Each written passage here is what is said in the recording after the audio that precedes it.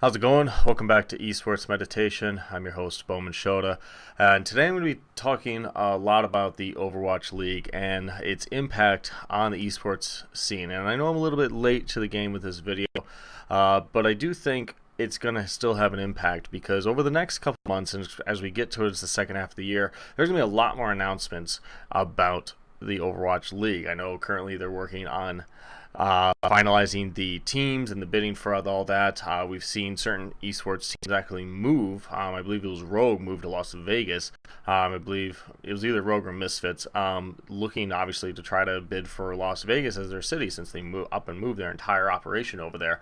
But looking at today's video is going to look at the Overwatch League and a lot of the details that have come to light and its impact on the esports scene. We're going to do a little bit of comparison and how there's some positives coming out of this and there's some potential negatives coming out of it. And overall, though, with the Overwatch League, I am cautiously optimistic that it's going to be a positive gain for esports in general, and I'll break it down as we go through the video.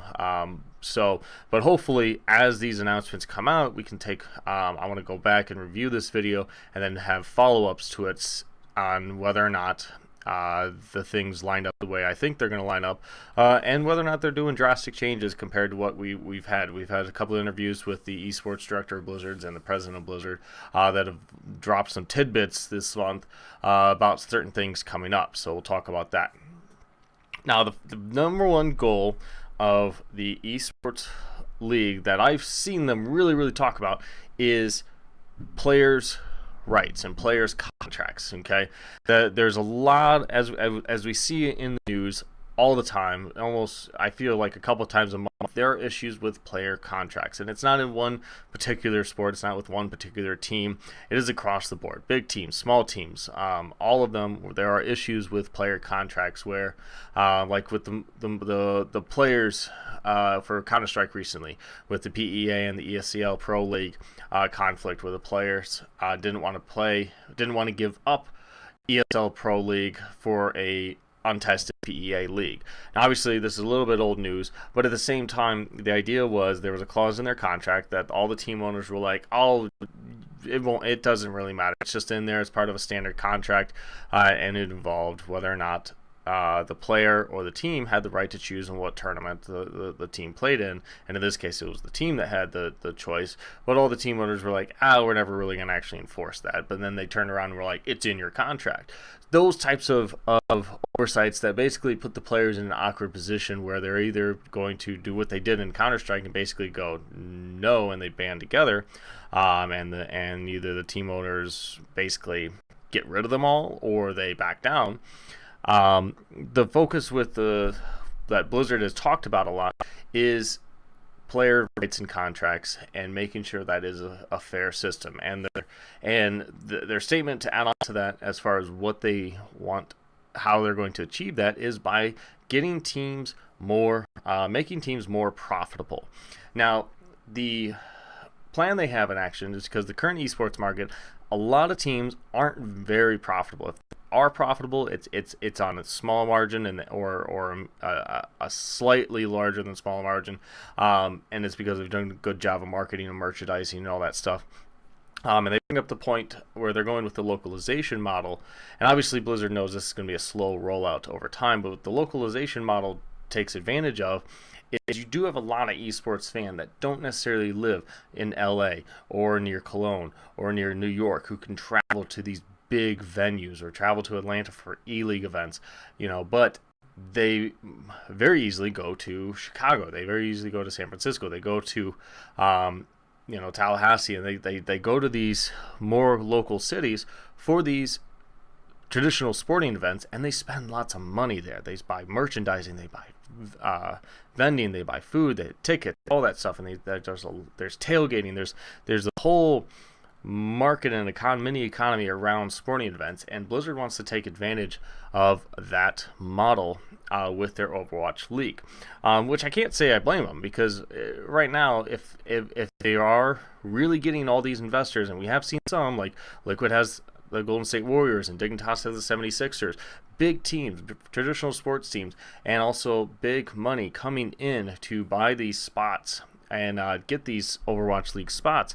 There's got to be a solid plan in place to actually make money off of this. And fortunately for a lot of these sports teams, they already know how to make money off of this stuff, so the localization is right up their alley, and they can easily make that work for them regardless, especially 2-3 years down the road when localization is really fully implemented with this Overwatch League, because obviously initially they tried to implement that, it'd be a disaster logistically. There'd be a huge waste of money, and it would ultimately probably fail, or at least really struggle. But their long-term plan is obviously global localization and have home and away games a lot in this Overwatch League, which I like the fact of having home and away games. I think that's cool. I would love to be able to to travel to a city that's a lot closer than LA to see one of these matches. So obviously they want to make the teams more profitable, which then will allow stable salaries for the players, and it's big full circle. Now, you may ask, okay, well, how does this really make them more profitable? And think about it just from a simple advertising aspect. Currently, advertisers who are investing money into esports team aren't very aggressive with their investments. And I say that because think about like the LCS. The LCS average teams are like 10 to 12 weeks at a time, where they may not have their spot after that 10 to 12 weeks. So from an investor standpoint or an advertiser standpoint, you're thinking, I got to maximize my exposure for these 12 weeks, and then I got to jump ship if they don't make it to the next split. And I got to put money elsewhere. So I can't invest 12 months, 6 months. I can't even invest barely 3 months of worth of my budget in this team if they're not going to get me the exposure that I want.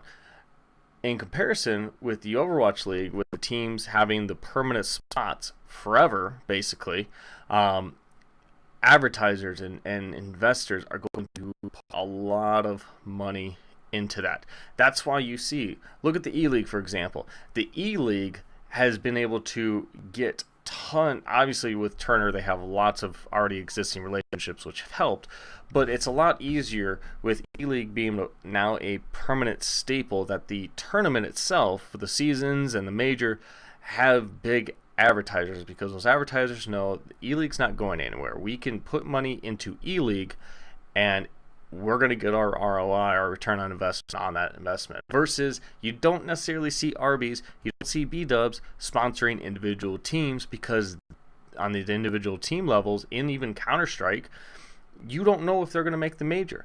The 8 guaranteed legend spots are only for 8 teams, and those, especially the bottom 6, change a lot. Think of how many different major champions we've had over the last 2-3 years. It is changed, and yes, some teams have had some streaks like SK Gaming and Fnatic, but like now we have Astralis as the major winner, and so that instability makes sponsors really shy away from long-term or big investments into the teams. But with the Overwatch League, that changes everything, because they are a permanent staple. They are going to get you your guaranteed ROI and airtime and hit viewership and all that stuff. And if they, especially with the idea of having these primetime matches once a week, where the biggest matchups or a contested matchup are going to be on potentially TV, similar to your E-League broadcast, on how you have the every Fridays the big final match of the week, that's going to bring a lot of money into the scene, and that's good for those esports teams, and that's good for players, because that means it's a more stable environment for them to prosper and grow.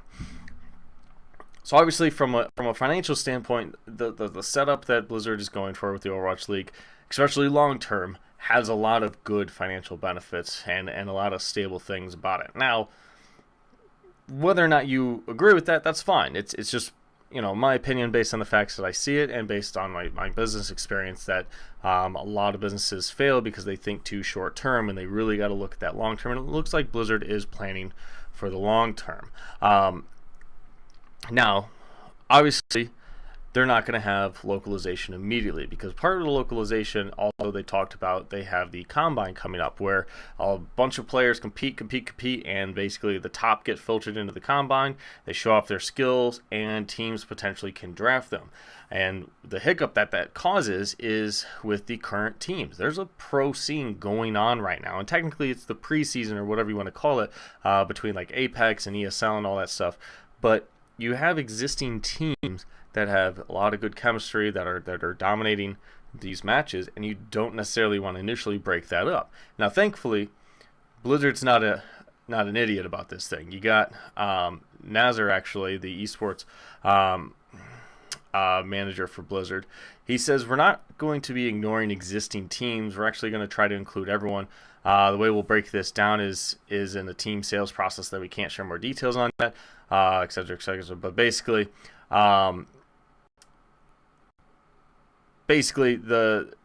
if a current team is able to get a spot and Blizzard approves the bid for the spot, there's no, in the short term, realistic reason for that team to be broken up. Now, obviously, long term, the teams want to maximize their winning potentials. They want to go towards that, so they'll look towards the combine, they'll look towards trades from other teams to change their rosters, because the ultimate goal is there's going to be no region locking for players. So the potential, especially long term, is, hey, we're going to get the best players that work well together on our team, and eventually do a championship run. And you know what? That may take a couple years, and they're okay with that. And Blizzard's okay with that, because they are in this for the long run. They don't see this as something dying. They're looking at the pedigree of something like Counter-Strike that's been technically going on for 16 plus years. They want Overwatch to have that type of impact, and especially in the long term, or at least the game's going to be playing for a decade. I mean, think of League of Legends is going 7 plus years now. That's a good run for a game that hasn't had a sequel, where Counter-Strike's had multiple upgrades and sequels since then, but it's still essentially the same game at its core level. But Overwatch is definitely looking long term with this. Now, another thing I want to kind of talk about briefly is the combine, and how I see that going. Now, I like the idea of providing a more structured path for up and coming talent to get noticed and recognized. I think that's a good thing, because a lot of times now it's just, you play pugs, like in Counter-Strike you have ESEA, or you get someone streaming and they happen to dominate, or they have a cool YouTube video and a highlight reel, and it's very obscure and not very structured on how to grow that. And I actually talked about this with Adrian. I met him through the Esports Professionals Network. That was almost a year ago now that we talked. But think about your traditional sports and the structure you have, where you have, let's talk baseball for example. You have all the way from Little League to high school baseball to college baseball, to then you have pros and minor leagues and all that stuff like with it. But there's a structure growing up of, hey, you go this, you succeed here, you move on to high school, you move on to college, and then eventually you get picked up by the pros or a minor league, or et cetera, et cetera.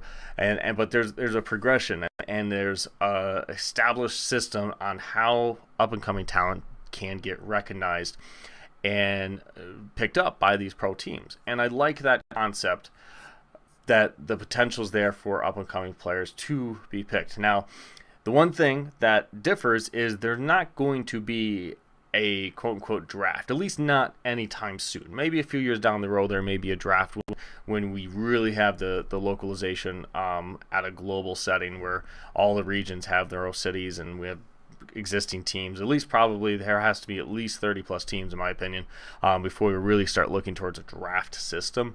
In the short term, there's definitely not going to be a draft. It's going to be initially, we're going to find the best players, and we're going to have a combine to try to find some rising stars to fill some of the roster gaps.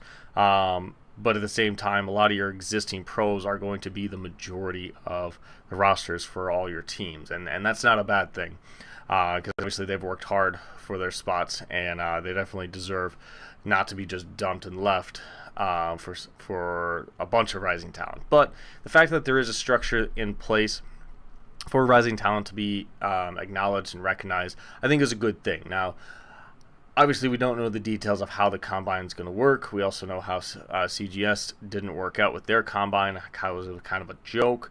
So I hope Blizzard has a better plan to actually test people's skills and their mechanics and all that stuff in a way that actually is tangible in the game. Obviously, in Overwatch, you have a lot of different mechanicals because there's a lot of different champions and how they play, and that matters if you're drafting a player. If you're trying to draft a support player, if you're trying to draft someone who plays soldier, if you're trying to draft someone who plays Pharah, there's different mechanics with the type of projectiles and the bullets that those characters shoot. That it's a little bit different play style, and that matters. And finding a realistic, tangible way for the combine to run that actually the results we get in the combine translates directly onto the matches as from an individual standpoint, that's going to matter. Now, obviously, the combine probably not going to show their chemistry in a team-like environment, or maybe Blizzard will surprise us, and maybe the combine will have to go through a couple iterations before we really find one that works. That's probably what's going to happen, is we'll go through a couple iterations of this.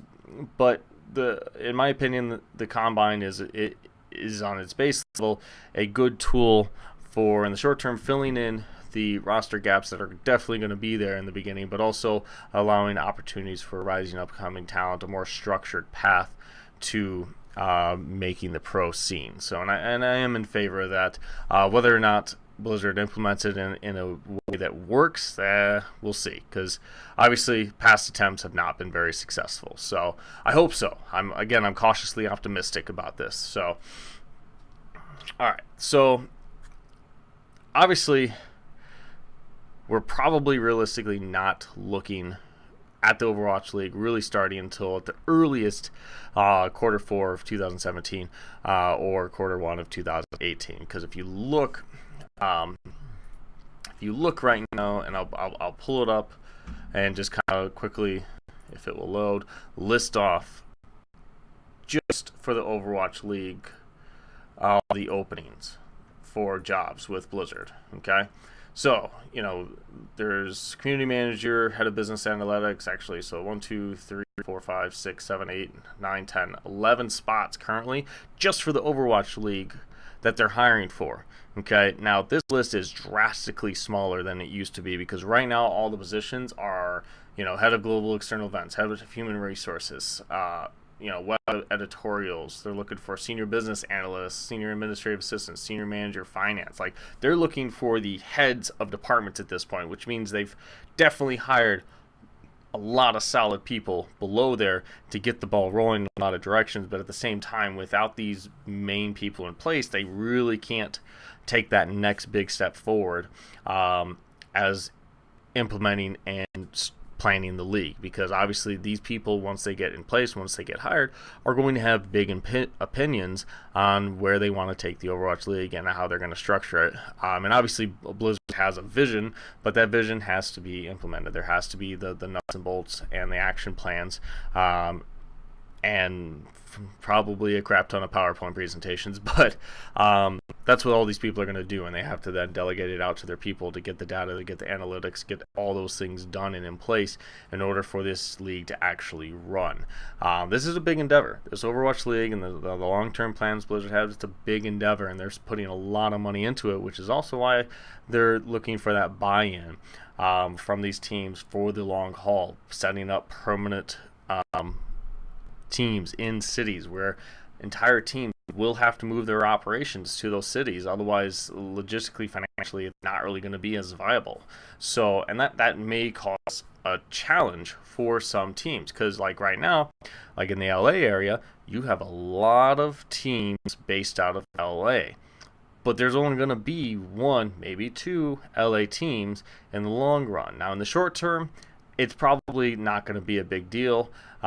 So some of those teams may bid for, say, one of them gets Chicago, but all the games in the first season are really played in LA, because establishing all those new cities is logistically and financially just not going to be viable in the short term.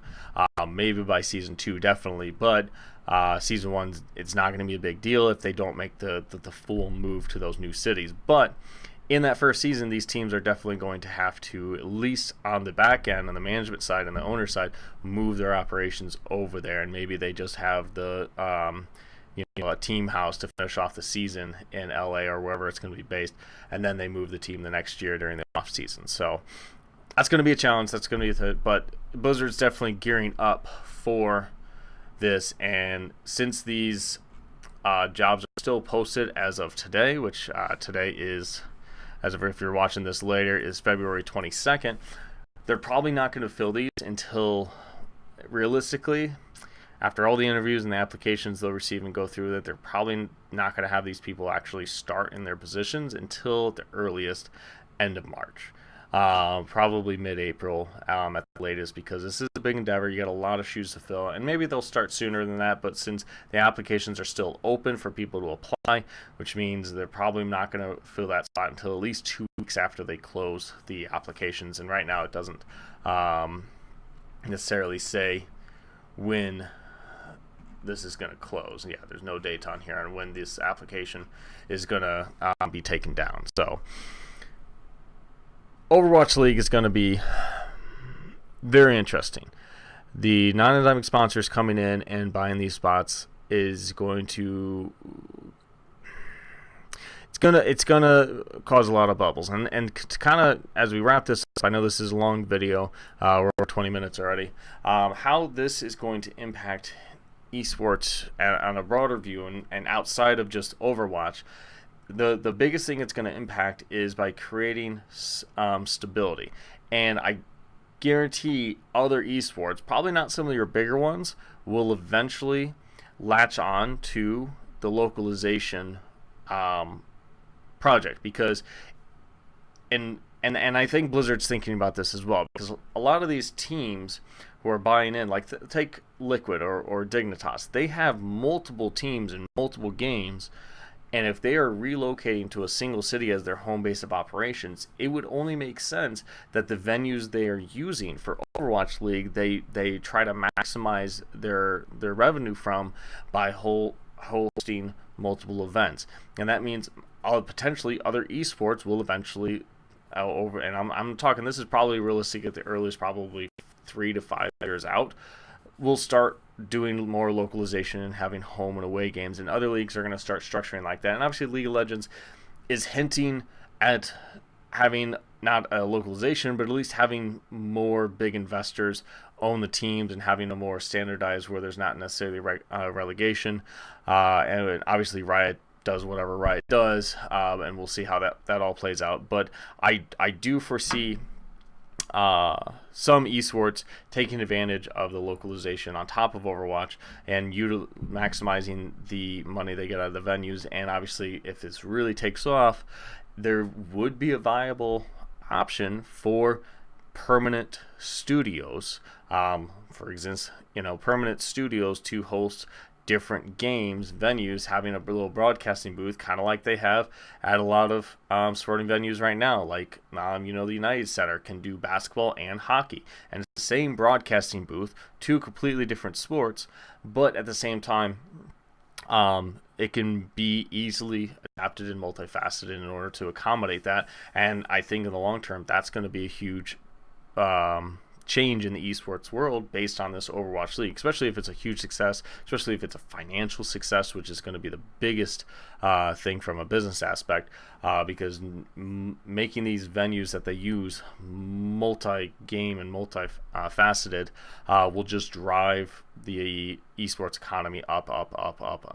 So on top of that, I think the contracts for the players, if the Overwatch League is very successful and has very good contracts, I think a lot of these contracts may end up being emulated in other esports, be emulated by lawyers and all this stuff, and you may actually lead to a esports player association, or at least a loose conglomerate or something, because these contracts, I hope these contracts are so fair not necessarily beneficial to the players, but fair for the players, so they're not going to get screwed over left and right, that it becomes a standardized contract in the rest of esports, like you have in traditional sports, where there's certain base things in every sports contract that no matter what sport you play, these are basic concepts. Now, obviously, in every sport, there's also differences and stuff like that. So, one thing I did want to touch on also with the player contracts is they're looking more towards salaries for the players versus necessarily like prize money off of winning a tournament. And I think part of that will also be, and this is up to the players. So, players, if you're listening, if you're going into Overwatch and you're going into negotiations, negotiate bonuses for championships wins. Okay, like they do in, like, think about the NFL.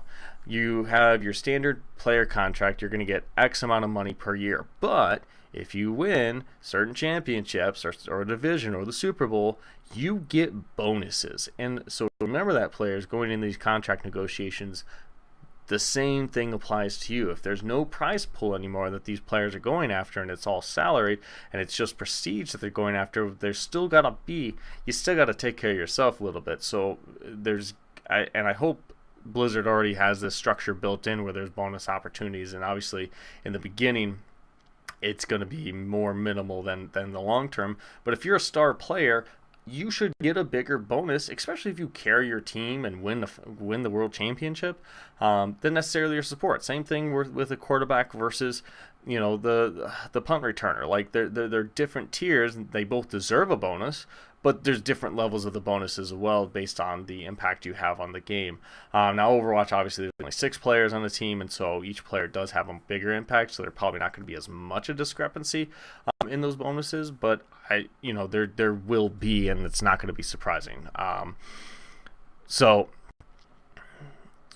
a lot of things it's going to impact on esports. I'll wrap this up real quick. Overwatch League, cautiously optimistic. I think it's going to be a good thing. I hope it has a good impact on the overall esports in the long term. And as we go into this year, I'm sure there's going to be lots more announcements. Hopefully here in the next month, we'll have at least the initial teams and the cities that are going to be announced, along with maybe the initial breakdown of the schedule. I don't necessarily see the schedule of when the league's going to start really being announced until maybe May or June, because with all these people needing to be hired and they got to get their feet into the dirt and get everything started, I don't see that until mid 2017 where they really announce that. But I do expect within a month and a half for us to have another big announcement about the Overwatch League and what the next steps are going forward. So like, share, favorite this as you see fit. Thank you for tuning in, and we will all see you next time.